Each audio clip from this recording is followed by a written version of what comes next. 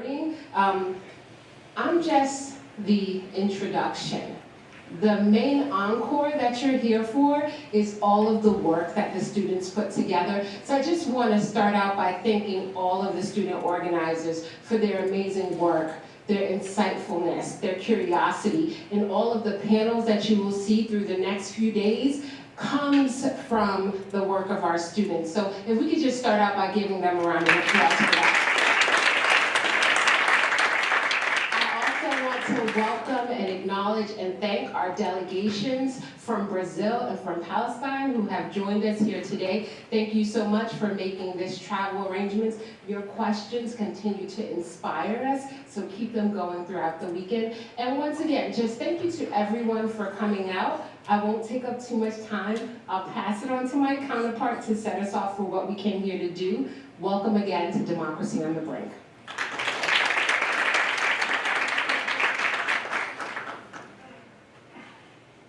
Thank you very much, Dean McCain.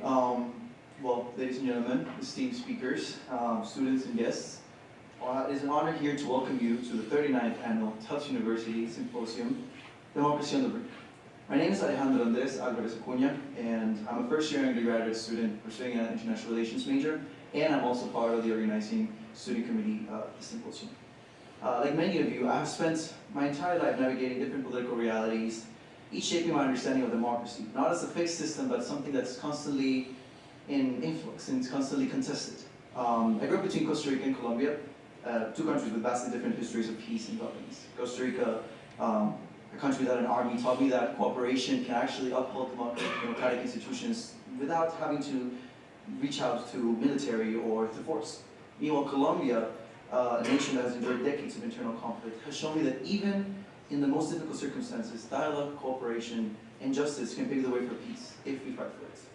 Later, I moved on to the city of Maastricht in the Netherlands, where the very place where the Euro Treaty was signed, a defining moment of democracy beyond borders, where nations divided by war came together to form the European Union, a project rooted in the idea that democracy must evolve in order to survive.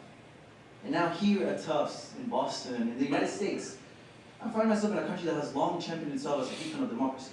However, like many other nations, the U.S. is currently reckoning with its democratic identity, its institutions, and the trust of the people. And that brings us precisely here, to the symposium, and to this very moment. The symposium is not just another conference. It is a continuation of the Tufts tradition. A tradition built on the belief that students, scholars, and practitioners must come together to tackle the world's most pressing issues. The symposium, since 1985, has been a part of the heart of Tufts University's Education for Public Inquiry and International Studies, or EPIC program. A multidisciplinary initiative designed to challenge the boundaries of conventional thinking. Through EPIC, generations of Tufts students have investigated, debated, and engaged with some of the most pressing global challenges of their time. Year after year, the symposium has not shied away from complexity, from controversy, or from the uncomfortable truths that define our era. Instead, it has embraced them. It has equipped students and thought leaders alike with the tools to dissect, challenge, and ultimately change the course of global issues. And this year is no exception. As we dive under the theme of democracy on the brink, we face a world in which the very concept of democracy is being contested, reshaped, and in many cases, undermined. The symposium is not just about theory, it is about reality. We'll hear from individuals who have lived under authoritarian regimes, from those who have fought for justice in their own countries, and for scholars who study the fragile balance between democracy and other topics. We're honored to collaborate as well with the Human Rights Foundation to host the College Freedom Forum, which will happen tomorrow, a space dedicated to those who have endured repression and are now using their voices to resist it. From Nicaragua to Belarus, from Tibet to the Uyghur region, these speakers remind us that the struggle for democracy is not abstract. It is something that is deeply personal. This year, as we mentioned already, we will also welcome delegations from students from Brazil and Palestine, whose perspectives will enrich our discussions and ensuring that this is not just an academic exercise, but a true global dialogue. Just a few hours ago, for instance, we were delighted with our first panel on modern threats to democracy. And I'm confident in saying that this reflected the very purpose of this symposium. With perspectives from Europe, East Asia, Africa, and overarchingly, of course, the United States, we were all witnesses of a discussion that touched upon topics that go beyond borders, nationalities, or ideologies, democracy. Over the next 3 days, we will engage in critical conversation that question not only the state of democracy today, but also its future. Because, make no mistake, this is not a topic or a conversation reserved for political scientists, for policymakers, or diplomats. The fate of democracy concerns each and every one of us.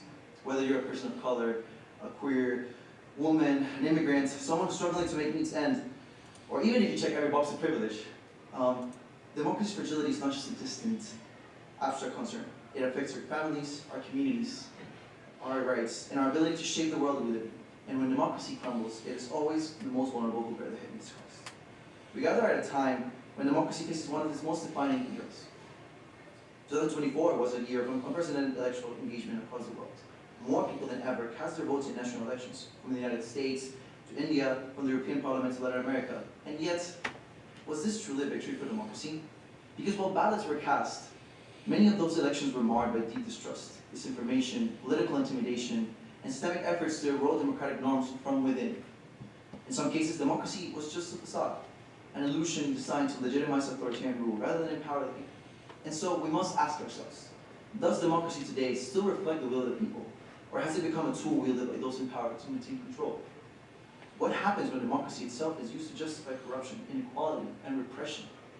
Authoritarianism is also just not a relic of the past. It is something on the rise.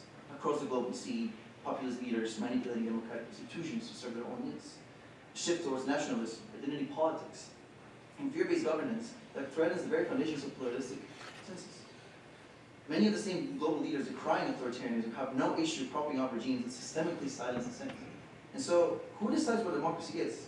And does holding that label grant a government the unchecked authority to act in its name? And lastly, a question as urgent as it is unsettling. If democracy is on the brink, what comes next? Are we entering a new chapter where democracy, as we have known it, evolves into something different, something unrecognizable? Or are we standing at the precipice of an era where authoritarianism replaces democracy as a dominant form of governance, just the same way that democracy once replaced monarchy? The symposium, then, is not just about easy answers to all of these questions that I have just posed. It is about grappling with the hard realities of our time. It is about hearing from those who have lived under authoritarian regimes, from those who have fought for justice, and from those who study the systems that shape the world. It is about recognizing that the fight for democracy is neither won nor lost. It is an ongoing struggle, and we all have a role to play. And so, as we begin with this conference and with these discussions, I ask you to consider this.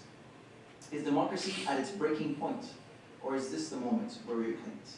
Thank you very much.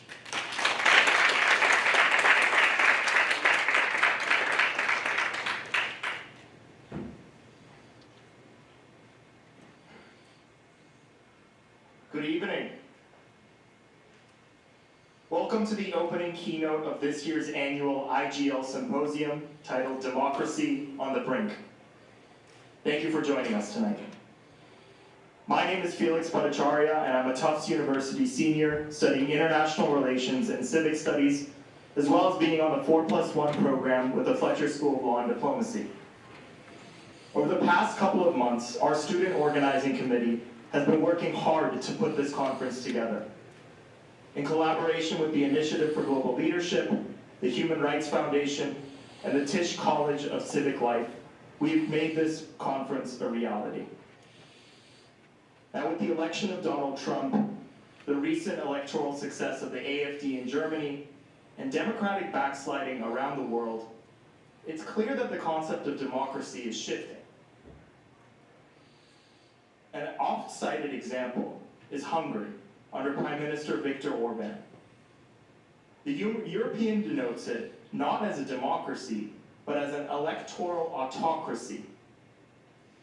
So that brings us to our talk tonight, titled, Can It Happen Here? Turning Democracy into Authoritarianism. We are honored to welcome Fletcher Professor and former Ambassador to the Czech Republic, Ambassador John Shattuck.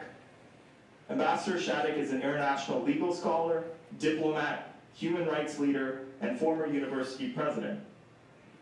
He began his career in the fields of law and academia, and in 1993, Ambassador Shattuck was nominated by President Clinton and confirmed by the Senate as Assistant Secretary of State for Democracy, Human Rights, and Labor, which he worked on globally in its post-Cold War era. He was the first U.S. official to interview survivors of the genocide in Srebrenica. He helped negotiate the Dayton Peace Agreement that ended the war in Bosnia, and he was instrumental in the establishment of the International Criminal Tribunals for the former Yugoslavia and Rwanda.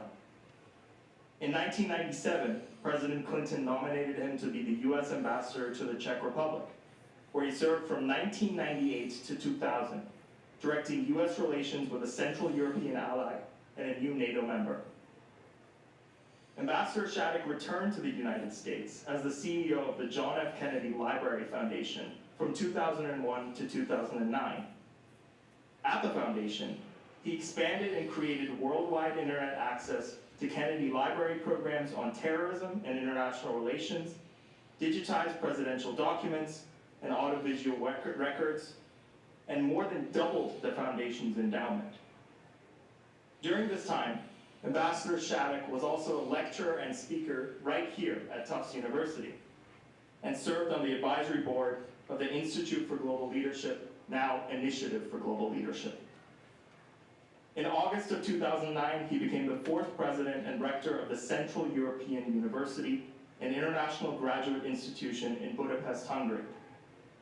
Under his leadership, CEU expanded its campus, created a new school of public policy, launched programs on networks science and cognitive science, greatly increased the university's external research support, hosted a series of high-profile international conferences on the crisis of democracy in Europe and the United States, and strengthened partnerships with other international universities in Europe, the United States, Turkey, and China, and India.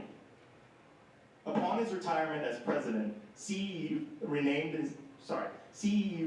in his honor a research center he had established as the Shattuck Center on Conflict, Negotiation, and Recovery.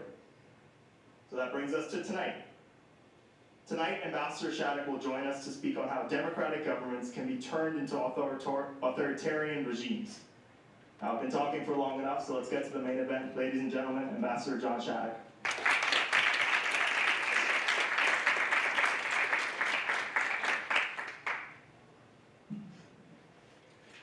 Good evening, and thank you, Felix, very much. Before we go any further, a quick shout out to two people I think who are here. At least I see one of them, who is one of the founders of this whole project in global leadership, and that Sherm Teichman is back there. Many of you know him. And another is Heather Barry, who I saw earlier, and who I think is still very much involved in the program. So Heather, wherever you are, a shout out to you. It's great to see you. There you go. So this is a very big conference, big in terms of what you're tackling.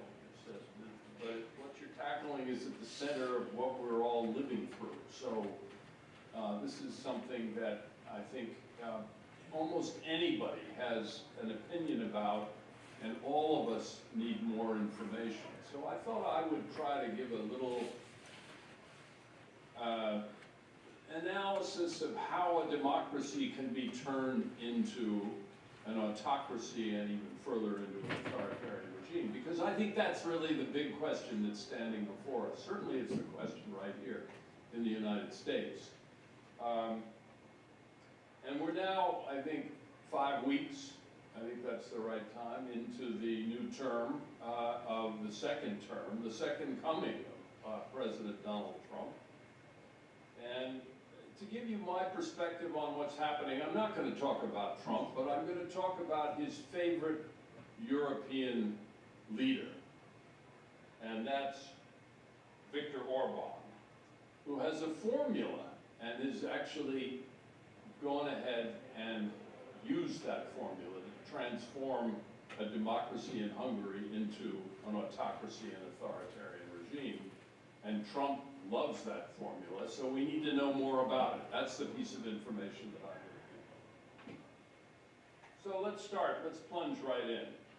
Viktor Orban is the longtime leader of Hungary and a political model for anti-democratic politicians all over Europe and the US. He took over Hungary in a democratic election in 2010, fully free and fair, according to all the analysis. It was not rigged in any way. And he has now, over 15 years, turned Hungary into an authoritarian state. Now, Trump is trying to emulate Orban here in the US, and whether he can succeed, and that is really a big question that I think all of us must ask and try to answer ourselves, will depend on whether Americans, we Americans, those of us who are voters and who live in the United States, or even if we aren't voters, can we mount an effective resistance and defense of our own democracy? Now, as Felix said, I've spent much of my life promoting and defending democracy and human rights around the world. But I recognize that it's now time to do that above all right here at home. So to set the stage for my story about Orban's rise and the influence that he's had on Donald Trump, let's start with what happened after the fall of the Berlin Wall in 1989. So a year earlier, in 1988, in the summer of '88, I was sent by Amnesty International to Czechoslovakia, which was then in the grip of a Stalinist regime. My assignment was to meet secretly with Czech dissidents and to find out how Václav Havel and other political prisoners were doing in prison. My contact told me that she thought Havel would be released from prison soon, but that the Stalinist regime would remain in power for a long time. This was 1988. But then a year later, the Berlin Wall miraculously came down. The Velvet Revolution swept the Stalinists out of Prague, and my dissident contact, the very person that I met with, was appointed the first Democratic Czech ambassador to the US by the president of the new democratic Czechoslovakia, none other than Václav Havel, who had been in prison, who actually had to come from prison, I think I was told by my friend, directly to address the joint session of Congress in the United States as one of the first visitors from the newly liberated and changed Czechoslovakia. So the pace of change at that time was dizzying, and the prospects for democracy seemed almost unstoppable. All political barriers between the East and the West collapsed. Free markets sprang up everywhere and democratic elections were held. A divided Germany was reunited. The Soviet Union was dissolved. Europe expanded and a new global economy seemed to be taking over the world. These changes caused one very now, in retrospect, overly optimistic observer to make a remarkable prediction in 1990 that, and as he said, democracy would be the final form of government. And here we are, 35 years later, and it's quite different. But there were other forces at work at the time, less visible at first, but all leading to a very different kind of change than the one that took place in 1989. International companies were moving their factories out of Europe to Asia. Neoliberal shock therapies were cutting social spending in the new democracies of Eastern Europe. Social services that had been provided by the old regimes were replaced unevenly by capitalism. Corruption broke out as state assets were privatized. Economic inequality grew between the new class of oligarchs benefiting from privatization. Privatization means basically acquiring the former assets of the state through political means in order to be able to use them for private gain, which happened all over the place. Bank bailouts and lending crises shook the financial system. And then, of course, came the massive flow of refugees into Europe from the wars in Afghanistan, Iraq, Syria, and North Africa. And all of this led, not surprisingly in retrospect, to the rise of a reactionary politics. First in Hungary, then across Europe, populist pushback against disruptive and disorienting changes. This is when the assault on democracy began, and for 7 years I was in the middle of it. I was in Hungary. I was president of Central European University, as Felix has told me. I saw firsthand how a politician like Viktor Orban could manipulate the populist rebellion in order to take over a democracy and turn it into an authoritarian state by appealing to people's desires for change and also desires for stability and desires for a strong leader. And when my term at CEU ended in 2016, I returned to the US in time for the first election of, guess who? Donald Trump. 2016. Our friends joked that maybe we were carrying home the Hungarian anti-democracy disease. But the disease had already spread. And by 2014, a poll, a European Commission poll, showed that 70% of Europeans already distrusted their elected governments, up from only 25% 10, 12 years earlier in 2002. In Eastern Europe, people were feeling left behind by the loss of jobs, by stagnating incomes, by austerity programs and cuts in social welfare, all of which were, in my view, the products of the economics of globalization, which had seemed so promising after the fall of the Berlin Wall in the early 1990s. And by 2010, Hungary had become a laboratory for this reactionary populism before it came to the rest of Europe and to the US. The financial crisis of 2007 hit Hungarians harder than other Europeans and Americans, and many began to feel they were no better off than they had been under communism. Hungarians have a deep-seated victim mentality. After all, they have been attacked over many years and invaded and occupied by Mongols, Turks, Russians, Austrians, Germans, and Soviets.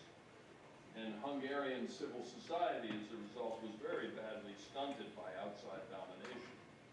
And on top of that, Hungary, if any of you have been there, is a country that's deeply divided between a majority rural population that speaks only Hungarian and a cosmopolitan minority who are the dominant elite. Some of the overtones of issues that began to emerge in the United States and certainly in other countries that didn't have such an extreme separation of the countryside and the city, but which nonetheless began to feel that. Now this set the stage for a populist, anti-democratic opportunist, and in walked Viktor Orban. Ironically, Orban had been a hero of the democracy movement that overthrew the old regime, and he was a hero in 1988 as a student, 89. He had great organizing and rhetorical skills, which he used to stimulate Hungarian sense of their victimization that I mentioned.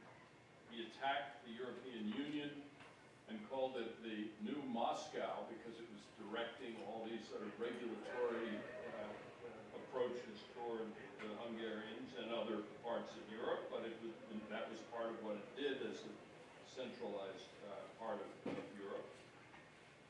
Orban railed against refugees, calling them a threat to Christian civilization. He campaigned on the memorable slogan, which we got to know much later here, "Make Hungary Great Again," appropriated later, of course, by Donald Trump. And he promised Hungarians he would rescue them from migrants and foreigners and people of other races and religions.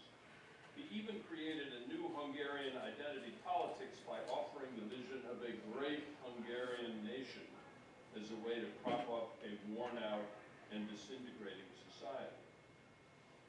Orban boasted that he would build a new form of government which he called illiberal democracy.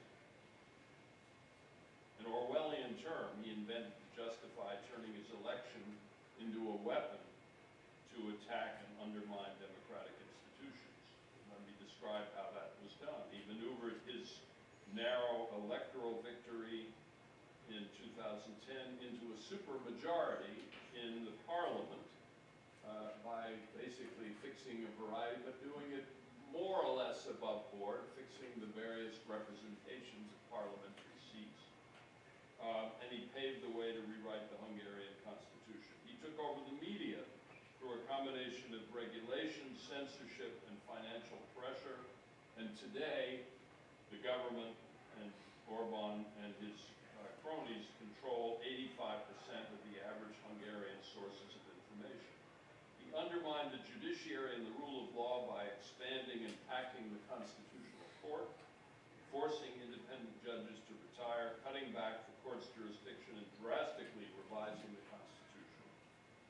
He built a governing base out of a new oligarchy of corrupt businesses who benefited from non-competitive government contracts, with funding from EU grants to Hungary as a new EU member. The grants ultimately totaled 30 billion euros before they were finally suspended when Hungary was held by the European Court of Justice to be violating the EU's rule of law requirements. Rather late, I might say, for the EU to have made that judgment.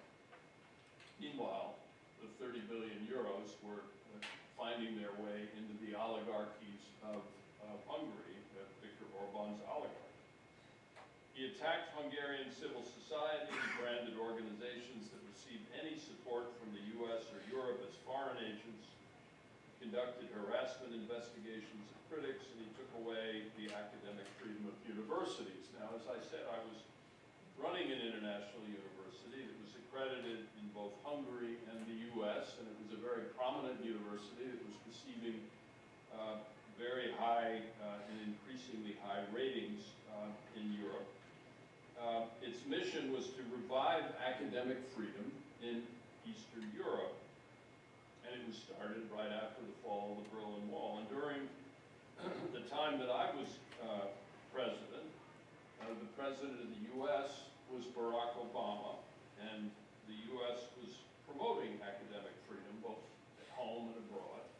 And I was able to protect CEU from Orban and expand our academic programs during this period of time. But when Donald Trump was elected just after I left in 2016, he endorsed Orban, and Orban took the gloves off and started attacking universities, forcing CEU out of the country and taking over other universities by censoring and dictating what they could teach.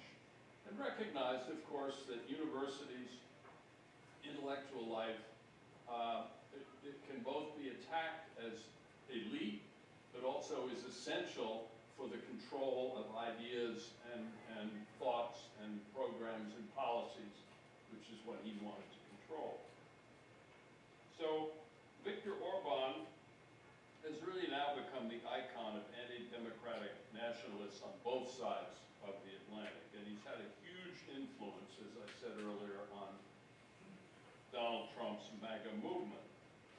In fact, Steve Bannon remarkably once declared that, quote, Orban was Trump before there was Trump. And I think that's certainly true. He has a political playbook that's now kept him in power for 15 years.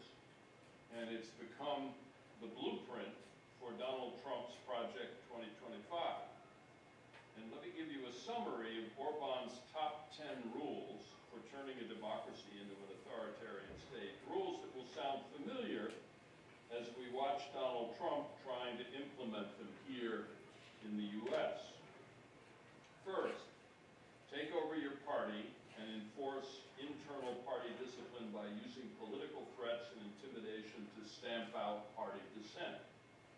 Second, build your base by appealing to fear and hate and branding immigrants and cultural minorities as dangers to society and demonizing your opponents as enemies of the people.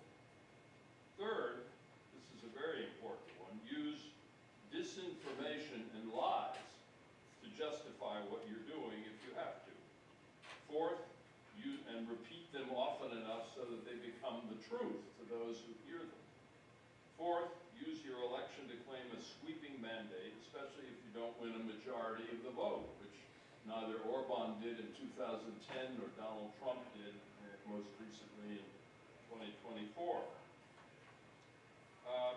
Fifth, centralize your power by destroying the professional civil service. And you can see the wreckage of that here. That certainly was a goal that was achieved by Viktor Orban quite early on. Sixth, redefine the rule of law as the rule by executive decree, which we're very familiar with now. Seventh, eliminate checks and balances and separation of powers by controlling the legislature, the courts, the media, and civil society. Eighth, rely on your oligarchs to supervise the economy and and reward them with special access to state resources. He didn't exactly have an Elon Musk, but he created quite a number of oligarchs as a result of the way in which the EU funding was coming into Hungary, as I described earlier. Ninth, ally yourself with other authoritarians, like Vladimir Putin, and support his effort to undermine democracies and attack sovereign countries like Ukraine. And 10th, get the public to believe all this is necessary and that resistance is futile. So those are the Orban playbook rules that Donald Trump is trying to follow today. And I think to get a sense quickly of Orban's influence beyond Hungary and beyond the US, let's look at what's happening in the rest of Europe quickly, where democracy is struggling. There's certainly bad news in Austria, where a political party founded by former Nazis will be part of a new coalition government this year, headed by a leader who has ties to Russia and opposes European support for Ukraine. The similar nationalist far-right government has taken over next door in Slovakia. Europe's three biggest countries, Italy, France, and Germany, have all swung toward the far right, but so far they do, in fact, remain democracies. And let me describe how. Italy has a nationalist government that's headed by Prime Minister Giorgia Meloni, who's followed parts of the Orban playbook, but has been pushed toward the center and has softened her position on immigration and Ukraine and some other central populist right-wing issues. In France, the far-right party of Marine Le Pen won last year's parliamentary elections, but a coalition of opposition parties, prodded by French President Emmanuel Macron, united to deny her a parliamentary majority. Their resistance will be tested again by new elections that are coming up 5 months from now in June. In Germany, the center-left government headed by Olaf Scholz fell at the end of last year. Last weekend, parliamentary elections were held that will determine whether the far-right Alternative for Germany party will become part of the new government. Now, Viktor Orban, Elon Musk, and J.D. Vance all endorsed the far-right party with direct ties to the fascist past before the elections, but it came in second with just under 20% of the vote, even though it did better than it had before. And the polls show that 71% is a high number of Germans, continue to believe that the AfD is a threat to democracy because of its covert and overt connections to the Nazi past, and they didn't support it. The one bright spot recently is Poland, the biggest new democracy in Eastern Europe, which at first adopted but is now resisting the Orban model. A far-right government was elected there in 2015, and it tried to destroy the independence of the Polish courts and judiciary, but the opposition united to defend the courts and defeated the government in a new election, replacing it with a centrist regime headed by Donald Tusk, a former president of the European Council, with a strong commitment to restore Polish democracy. So Poland is teetering, but it's pulled back from the brink, if you will, related to what's going on here. So let me conclude by drawing some lessons. What are the lessons we can draw from all of this? I'm sure you have some in mind based on some of what I've said, but let me give you mine. The first lesson, and we shouldn't forget it, is that populist movements are having a big impact on democracy. They will continue to have a big impact, and in some ways that impact could be positive if the movements are inclusive and are not based on hate and fear and exclusion, the way so many parties, particularly with the party that Donald Trump is heading and Viktor Orban are heading, are. They start, as I told you, as reactions to destabilization destabilizing events. There were many destabilizing events right after the fall of the Berlin Wall. And they demand change and democratic reform. And it's important to listen to these movements, to understand their demands and to show how democracy gives people the ability to shape and adapt to change, not simply to run away from it, while authoritarians like Viktor Orban suppress people's votes and freedom and promote corruption and economic inequality, which we can certainly see in Hungary and elsewhere. Now, responding to populism, which is really important to do, can be done by building coalitions, I believe, for economic fairness and economic justice across the political spectrum on issues like healthcare, education, taxes, and spending, where a vast majority of Americans and people in Europe are looking for economic reform to reduce the tremendous gap and disparity between the very top levels of society and everyone else. There are historical examples of this, like the American Farmer Labor Coalition that brought together urban workers, white farmers, and black sharecroppers in the U.S. and led to the progressive movement, and then eventually to the New Deal in the 20th century. And I think today there's an urgent need for a new, inclusive populist movement to attack economic inequality. Now, a second lesson is that defending democracy should itself be a populist issue.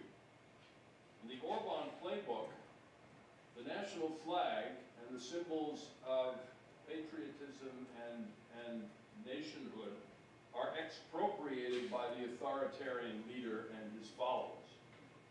The flag of a democracy must be reclaimed as the symbol of the rule of law, of a society built on human rights and freedoms and international alliances and humanitarian values. And when these soft power democratic assets are destroyed, a huge void opens up that's filled inevitably by authoritarians, not only like Orban, but like Xi and Putin, who are the ultimate political models for Orban and Trump. So a third lesson is that the goal of an authoritarian leader, as we now see it, is to weaponize the state against all possible opponents and therefore to prevent any effective challenge. Orban's playbook demonizes anyone who doesn't support the leader as an enemy of the people. That stigma is then enforced by targeting opponents with penalties like tax audits, penalties like the denials of accreditation, penalties like harassment investigations, or penalties like withdrawing police protection, or penalties like criminal prosecution. They don't have to be penalties like throwing people in jail. In fact, there is a kind of soft quality to this new authoritarianism that I'm describing, because it involves penalizing and harassing rather than directly attacking.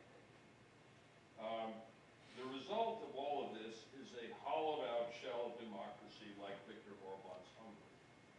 Now finally, the final lesson, I believe, is that the U.S. is better situated than Hungary to resist authoritarianism. It's 30 times bigger and infinitely more diverse, and its diversity is the very source of its cultural and economic strength. The U.S. has an enormous and active civil society, a judiciary that remains mostly independent, a free and open but sometimes manipulated media, and a constitution that guarantees the rights of people to challenge and change their government. Donald Trump won less than 50% of the vote in last fall's election, and he's now claiming this vast mandate, which simply doesn't exist, based on where people cast their votes and for what reason. This is certainly not a mandate for hollowing out American democracy. National polls show that 70% of Americans today, even in this very charged, polarized environment in which we live, still see democracy as a core value.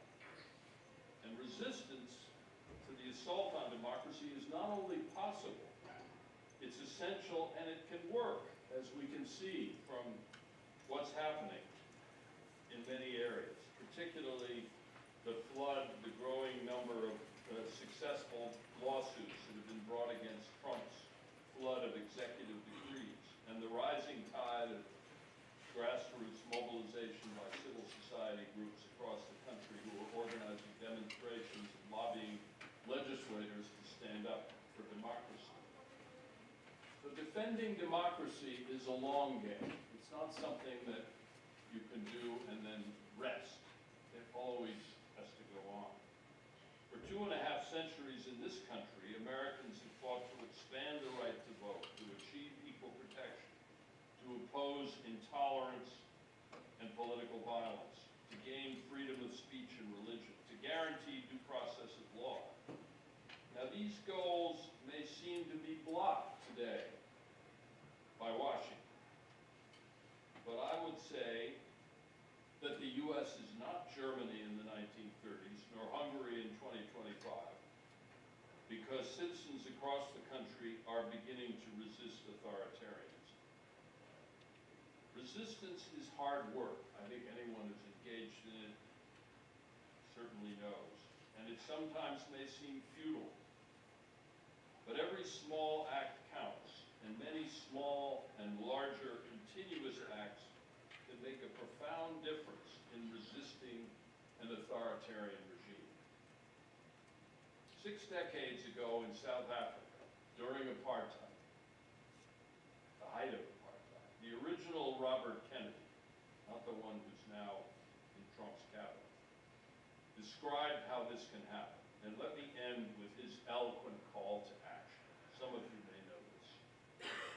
He said, each time a person stands up, he or she sends forth a tiny ripple of hope, and crossing each other from a million different centers of energy and daring, these ripples can build a current that can sweep down the mightiest walls of oppression. So let that come true. Let there be act after act of small resistance, and let us pull democracy back from the brink and revitalize it through the kind of inclusive populism that can make a big difference. So thank you very much, and good luck.